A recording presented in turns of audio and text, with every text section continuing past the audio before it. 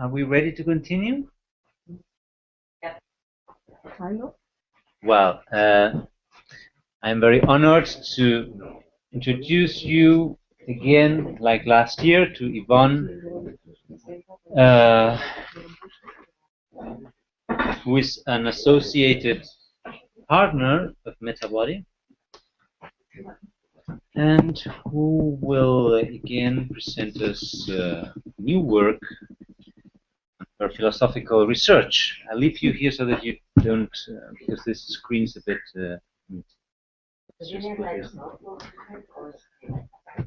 Sorry? It is okay like the lights. It's quite bright, but I try to not be grilled. I shut down the light. Maybe one, yes. Is it? No, okay. No, just leave it. It's okay. One, everything or nothing. You know. Okay. No. I need paper, so I need the light. Okay. Thank you very much for inviting me once again. It's a delight to be here and to listen to all the talks, and especially I'm looking forward to see all the presentation of the prototypes and of the workshops tomorrow. Yesterday, Jean-Marc said that theory is a bit like dreaming of images, and the concrete is being awake, so treating images in a concrete way is being awake. So I hope not to send you into a dreamless sleep now, because I don't have any images, I don't have any presentation, no PDF for me, so you will have to keep up with my talking, and you can close your eyes and maybe you're having a dream of concepts now. I will relate my talk just in a quick way to the discussion before.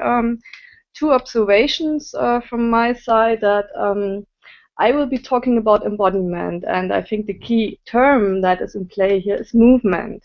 And embodiment seems a bit like an older concept in a way, like a too classic concept. And what my observation of this discussion was just today is that the notion of subjectivity or of body that is underlying this discussion is a very classic notion of the subject. So the subject as a fixed thing, as one point you can rely on, which is readily developed in a sense. And I don't think that is a notion of subjectivity that is really applied today. So I think we can introduce another kind of subjectivity, another kind of body that is open, that is dynamic, and that relates to the concept of movement. And as this kind of notion of the body must not be done with, I think it is we can integrate the notion of movement and the notion of body in a dynamic concept. And the second observation I had concerning this notion of subjectivity, which should be done away with, is that Brian and Erin were talking about dance practices, and those dance practices require trained subjects. They require people to act in a certain way. Well, the notion of action is disputable, or you can think about new ways of acting, but still there is this trained subject. So a kind of subjectivity, a kind of bodiness is involved still. So I will try to open this concept of embodiment now. Our bodies, my body, my cat's body, an ant's body, a sick body, a dancer's body, very different worlds of experiences, maybe too different to allow for shared work or for community. The concept of the body has been employed in the philosophical discussion as a constituent of cognition. The body, so the idea goes, provides us with a special kind of experience that has far-reaching consequences. It shapes the concepts that we use in our language, and henceforth it shapes our world. John Gallagher made this the title of a book, How the Body Shapes the Mind.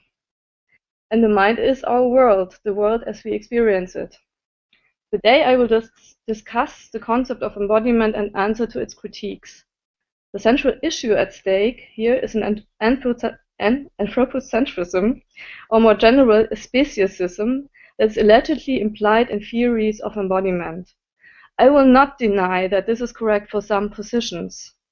What I will do today is to show that embodiment is in principle an open and dynamic concept which does not necessarily lead into anthropocentric, I will hate that word, anthropocentric determinations. My project has a precursor in Brian Massumi's work on movement in the Parables for the Virtual. There, Massumi rehabilitates the body, affect, and sensation in cultural theory. Cultural theory and post-structuralist theories, according to Massumi, dissolve bodily aspects into the realm of semiotics.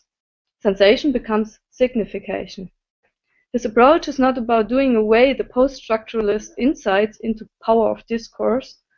Rather, he tries to accommodate aspects of nature and cultural theory and show how bodies are intertwined. In doing so, he focuses on movement and feeling, their processuality and specific ontology, rather than on the far too quickly objectified notion of the body itself. I will take a similar approach, but keep my focus on the lived body. When speaking of the body, I will most of the time refer to the lived body, as in Merleau-Ponty, le corps propre, der Leib. The lived body refers to the body as we perceive it in our existence, in opposition to the body as object in scientific research. Let me start by outlining shortly the various approaches and theories of embodiment. When looking from outside, we can draw a rough but simple picture. There are the four famous E's, theories that take the body as constitutive for consciousness. It is embodiment, embeddedness of consciousness, the enactive and the extended account of consciousness. There are differences, sometimes incompatibilities amongst these approaches, but in general they do fit in one framework. Roughly, the theoretical mind map can be represented by enlarging circles. Embodiment is the core theory. It explains how the body shapes our set of ideas and concepts. As we shall see, this can, but must not, amount to a speciesism. Leaving this aside for the moment, all of the other theories will agree that the body has a constitutive role for consciousness. The central question here is where the body ends. What are its boundaries? What do we have to take into account when explaining cognition? Does our body henceforth cognition end at our skulls, at our skin, at our hands' reach? The remaining three E's give different answers. The theory of embedded mind holds that the body is always situated in the environment. Massumi speaks about positionality, just as the German anthropologist Helmut Plessner does. Bodies always move in an environment and answer to its restraints, in Gibsonian terms, affordances. This is what is called embeddedness. Also, ecological approaches rely on that idea. To take this train of thought one step further, it is obvious that bodies are not only situated in an environment, but they are also actively engaged within this environment. An active account, the third E, stresses action and movement of the body as a constitutive of cognition. Without the eye movement, for example, we couldn't perceive of anything. The inactive account, furthermore, an action focuses on the habitual knowing how of our active engagement in the environment. Speaking of habitual movement, the concept of an action is clearly an open concept because the pre-given natural place we have to make a living in is something that is shaped by active engagement and in turn shapes the bodies that are housed in it. Body and environment are intertwined in a procedural relation. Last but not least, there is the theory of the extended mind, which focuses on the object of cognition. Theories of extended mind hold that thoughts or thought-like structures are not brain-bound, but extended through the body well within our cultural world. Be it as notebooks, as computers, photographs, or Proust's famous Madeleine that triggers a whole world of memories. The critique of embodiment goes as follows. If the body shapes the concepts we have, then the shape and the organic makeup of the body will determine the world the individual lives in. The world will be determined by the body. An insect's world, for example, will be nothing like a human's world. This sounds pretty harsh divide. But what should have become clear in this rough drawing of the various concepts grouped around embodiment is that the concept of body is not limited to its biological features. Amongst many, there seems to be one central question in this project. What kinds of theoretical frameworks and cultural spaces allow for a maximum of openness toward different and variable life forms. My question now is the following. Is the concept of embodiment a viable one towards this goal? You can ask, why start with embodiment? Why not directly proceed with the concept of movement? Simply because movement logically implies moving bodies, or moving anything. This is the reason I'm going to reflect on embodiment as being logically prior to movement. Logical priority says nothing about experiential priority. In terms of experience, movement and feeling are prior to the development of the body schema. My concern is now to argue that the body can be conceptualized in terms of becoming, in terms of a procedural ontology. The theoretical position of this attempt would be the phenomenological underpinning of what Brian does when he integrates movement and feeling with cultural theory and political thinking. On the basis of these different theories within a greater discussion of embodiment, I will examine the potential of embodiment as a dynamic, non-anthropocentric concept in 4 steps. Embodiment as becoming, as production, as habitual action, and plasticity. First, embodiment as process. Already the term embodiment has a temporal connotation. It is not a theory of the body as object, but a theory of cognition as embodied relation between subject and the world. This relation is in flux. There are no fixed relata, such as the individual and the world or the subject and the object. By means of moving in an environment, both the bodily subject and the environment specify each other. In their elaboration on dance, Aaron and Brian speak of movement as body becoming. This procedural aspect becomes most obvious in dance, where instead of a clear-cut choreography, a movement is led by the intensities of space and sound. Dance as presented there is the generation of body potentialities via movement. Movement makes the body. For Brian and Aaron, dance is a practique that transcends habitual fixed categories of body and space. Merleau-Ponty uses the concept of body in a similar way. In the phenomenology of perception, he describes the body as realizing itself constantly in contact with the environment. The environment, or the world as he puts it, is a constant acquirement. If one compares Merleau-Ponty's notion of the body's constant formation to Antonio Damasio's description of the body in Self Comes to Mind, there's an interesting difference. Both Merleau-Ponty and Damasio agree on the decisive role of experience and aim at explaining how the body schema is developed. The term body schema describes the implicit knowledge of the body, its form and orientation in space. This is a tacit, non-propositional knowledge. Merleau-Ponty thinks of the acquisition of the body schema as of an open process, guided by experience within spatial temporal formations of the environment. Damasio has a different idea. He thinks of the body schema, or the body maps as he puts it, within the neural network as constituted in an information-based feedback loop between body and brain. The environment only functioned as a means of experience, but is not as important as in Merleau-Ponty. For Damasio, the body is mapped in the brain through a circuit of information. Information is the medium of communication between body and neural networks.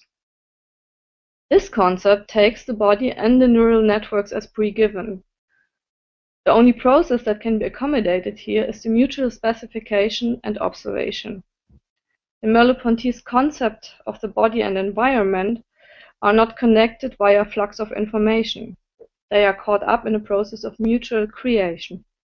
The gesture of the body does not denote a propositional content. It is, I quote, a modulation of existence. To sum this point up, embodiment is first and foremost a concept of becoming. Subject and object are thought of as procedural. Phenomenological concepts of the body as constituent of cognition hold that there needs to be a body in order to have a perspective within the world. It does not say that different bodies result in incompatible worldviews. Rather, body and world are intertwined in a process of mutual production, that is open to change and indeterminacy. My second point, I will focus on the productivity as a key feature of embodiment. The concept of environment, as outlined in Uexküll and Gibson, is not pre-given. It is brought about by an engaged organism. The procedural relation of the embodied subject and its environment is not an automatism like a clockwork. Although the organism is embedded in its environment, it's not passive. Both environment and organism create each other, specify each other. The kind of relation is inherently productive. It brings about every kind of relation. First and foremost, the subject-object divide only arises from the primordial relatedness of organism and environment. This productiveness is an open process. Furthermore, Varela, Thompson, and Roche present a view of embodiment in their founding work, The Embodied Mind, that allows for emergence of properties neither inherent in the subject nor in the perceptual object. The ontological implication can be disputed, but I will skip that here. In the elaboration on color vision, they show that color is a phenomenon that arises in the interplay of subject and world. Color, according to them, is not a feature of objects and also not a mere subjective illusion. It comes about in their interplay. The emergence of new qualities in between the subject-object divide is something to be experimentally explored, especially within the setup of our project here. The ontology of these emergent phenomena has yet to be discussed. Third point. After having outlined the concept of embodiment as procedural and productive process, I want to explore the dimension of enaction. The enactive account of consciousness emphasizes the activity of the organism, its movement, its know-how. Merleau-Ponty coined the term I can for this. I can stands for an implicit, tacit knowledge of the bodily possibilities to further each and every situated perception within a horizon of countless possibilities. In this way, we require a whole world of perceptive possibilities.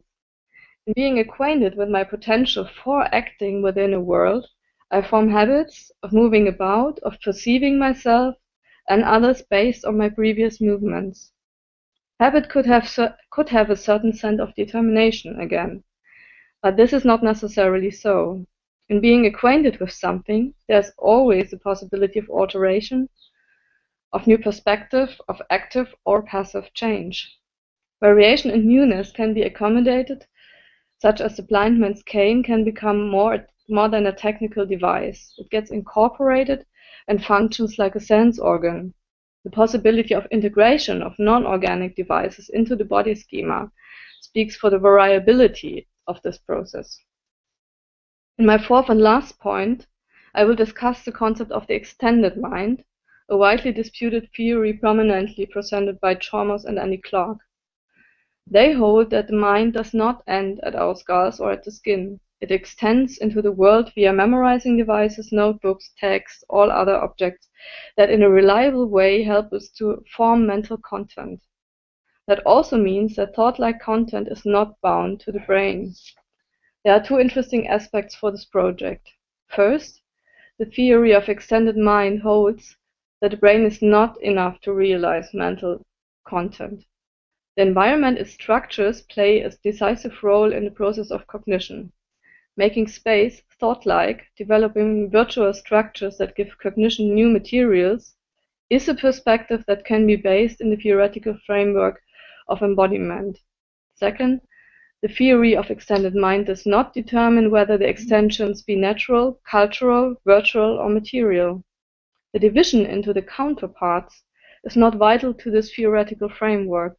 Henceforth, it is open to experiment with the tension between these dimensions. Let me conclude by returning to my starting point, the problem of anthropocentrism.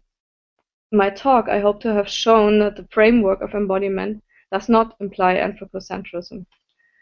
Reason against this limiting view are procedural, productive, and variable aspects that are implied in the concept. When speaking about openness, we also need to speak about limits. What is important here is that the human body has limits which create a potential for newness. It can be altered in huge parts. It can be enhanced by chemical, technical interventions. And it can be the means of new experience far from the habitual everyday movements. I fully agree with Brian and Aaron in his description of dance, the praise of movement as a philosophical concept. Only in one point I will disagree. When they write, movement never embodies anything, it just bodies forth at any point. Embodiment is the wrong concept, just bodying is better. The degree of freedom we see in movement, especially in dance, is owed to the body in motion. The body is logical prior to a movement, but not in an experiential way. Movement allows change in the way we are embodied, and therefore is not captured fully by the term of embodiment. Embodiment is a constitutional hypothesis, whereas movement acts out the potential that is inherent to this process of constitution. The human form will not allow for anything, but this is yet to be explored. This yet to be explored limit is precisely the condition for the new. There has to be something in order for there to be change. As far as we know, plasticity is one of the most remarkable features of the human brain, and probably is to be extended into our everyday moving about. Thank you.